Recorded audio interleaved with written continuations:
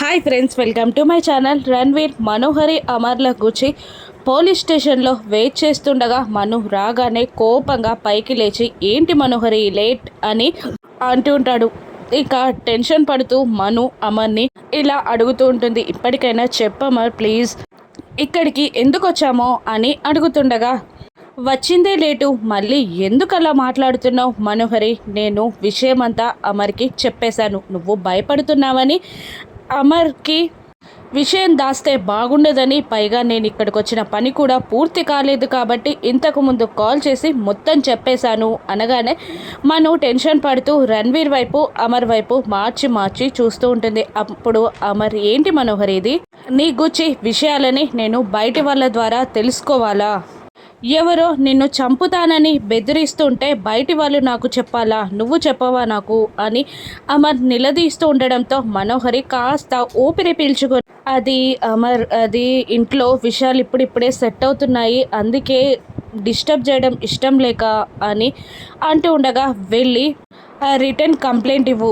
Already Ranveer ఇచ్చాడు అని అనగానే అలాగే అంటూ కంప్లైంట్ ఇస్తుంది మనోహరి. ఇక అందరినీ తీసుకొని బయటికి నడుస్తూ ఉంటాడు అమర్. వెళ్తున్న రణ్వీర్ని ఆపి, అవును మిమ్మల్ని చంపాలని చూసిన వ్యక్తి మనోహరికి కాల్ చేసి ఎందుకు బెదిరించాడు అని అడగగానే, తను నా భార్య కదా, మేమిద్దరం భార్యాభర్తలం కదా, తనంటే నాకు ఇష్టమని తనని చంపేస్తే నేను బాధపడతానని మనోహరిని బెదిరించారు అని రణ్వీర్ అనగానే అమర్ షాక్ అయి రణ్వీర్ మనోహరిల వైపు చూస్తూ, ఏంటి మనోహరి నీ భార్యనా అని అడిగిస్తాడు. దాంతో మను టెన్షన్ పడుతూ వాళ్ళిద్దరిని చూస్తూ ఉండగా ఆ ఫోన్ చేసిన వ్యక్తి అలాగే అనుకుంటున్నాడు అమరేంద్ర గారు, అందుకే అలా కాల్ చేసి బెదిరించాడు అని రణ్వీర్ అనేస్తాడు.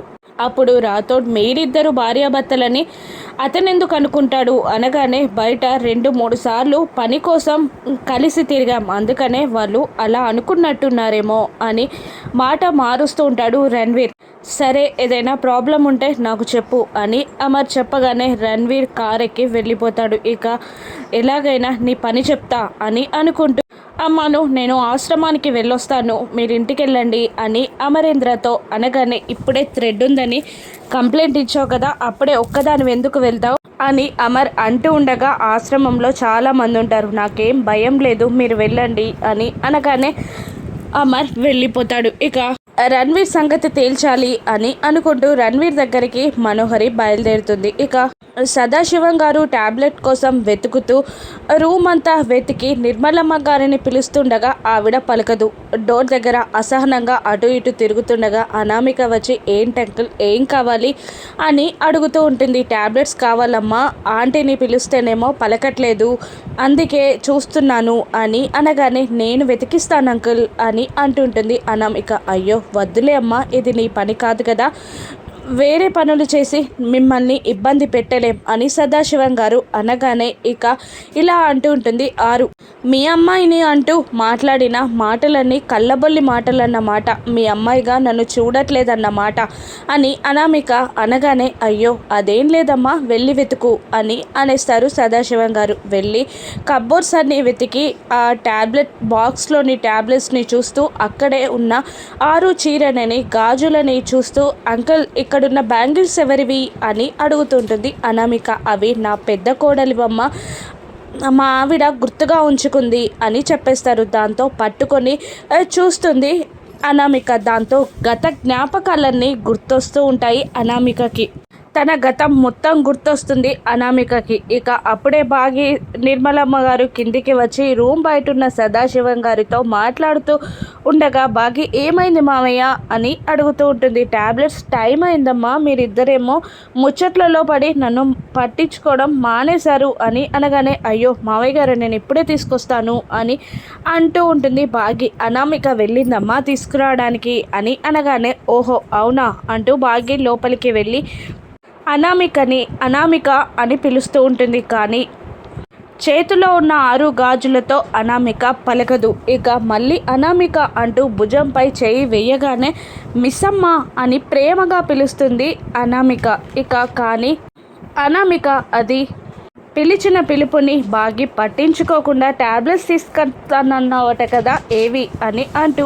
అనామిక చేతిలో ఉన్న ట్యాబ్లెట్స్ని తీసుకుంటూ ఏంటి కొత్తగా చూస్తున్నావు అని అంటూ వెళ్ళి సదాశివం గారికి ట్యాబ్లెట్స్ అందిస్తుంది. ఇక వాటర్ ఇస్తుంది భాగ్య సదాశివం గారికి. ఆ గాజులని పట్టుకొని అనామిక బయటికి వస్తుంది. గత జ్ఞాపకాలు గుర్తొస్తుంటాయి. అప్పుడే అక్కడున్న చిత్రగుప్తుల వారు అనామిక పట్టుకున్న గాజులని చూడగానే ఆరు ఆత్మ కనబడుతుంది. ఇదే రైట్ టైం అనుకుంటూ చిత్రగుప్తునిలాగా మారి మళ్ళీ ధూమ్ తట అంటూ మంత్రం జపించి ఆరు ఆత్మని పైకి తీసుకెళ్ళడానికి ట్రై చేస్తూ ఉండగా అప్పుడే నిర్మలమ్మ గారు వచ్చి అనామిక చేతుల్లో ఉన్న ఆరు గాజుని తీసేసుకుంటుంది. దాంతో మంత్రం పని చెయ్యదు చిత్రగుప్తుల వారికి. అయ్యో మళ్ళీ ఛాన్స్ మిస్ అయింది అని తల బాదుకుంటుంటాడు చిత్రగుప్తుల వారు. నేను ఇక్కడికి ఎలా వచ్చాను అని అనామిక అంటుండగా పరధ్యానంలో వచ్చావేమో అమ్మ ఈ గాజుని పట్టుకొని అంటూ లోపలికి వెళ్ళిపోతుంది నిర్మలమ్మ గారు.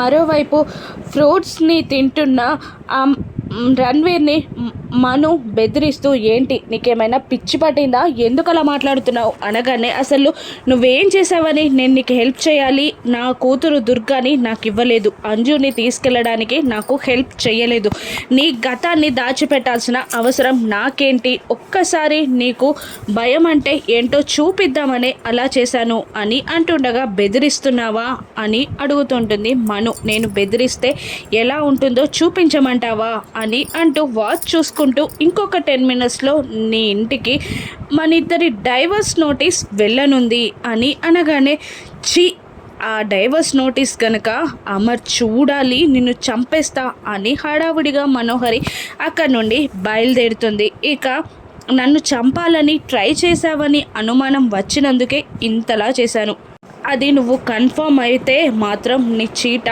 మొత్తం చింపుతా అని రణ్వీర్ అనుకుంటూ ఉంటాడు. ఇక ఒక కొరియర్ బాయ్ వచ్చి అమర్కి మనోహరికి గారికి కొరియర్ వచ్చిందని చెప్పి సైన్ తీసుకొని మరీ వెళ్ళిపోతాడు. లోపలికి రాగానే ఆ కొరియర్ ఏంటి అని అందరూ అడుగుతుండగా మనోహరికి వచ్చింది అని అమర్ అంటూ ఉంటాడు. ఇక ఏంటో చూడండి అసలు తనకి కొరియర్ పంపే వాళ్ళు ఎవరున్నారు అని బాగి పెద్దవాళ్ళు అడుగుతూ ఉండగా ఆ కవర్ని చూసి కోర్టు నోటీసు అని చెప్పేస్తాడు రాథోడ్. ఓపెన్ చేసి చూడు అని అమర్ అనగానే ఓపెన్ చేస్తూ ఉంటాడు రాథోడ్. ఇక అప్పుడే హడావుడిగా వచ్చిన మను కొరియర్ బాయ్ వెళ్తూ ఉండగా నా పేరు పైన ఏదన్నా కొరియర్ వచ్చిందా అని అడుగుతుండగా ఇప్పుడే అమరేంద్ర గారికి ఇచ్చేశాను అని అంటూ అతను వెళ్ళిపోతాడు. ఇక లోపలికి రాగానే బాగి మనోహరి గారు వచ్చారు అని చెప్పడంతో ఏంటి మనోహరి ఇది, నీ గూర్చిన విషయాలన్నీ బయటి వాళ్ళ ద్వారా తెలియడం ఎందుకు, అసలు ఏం చేస్తున్నావు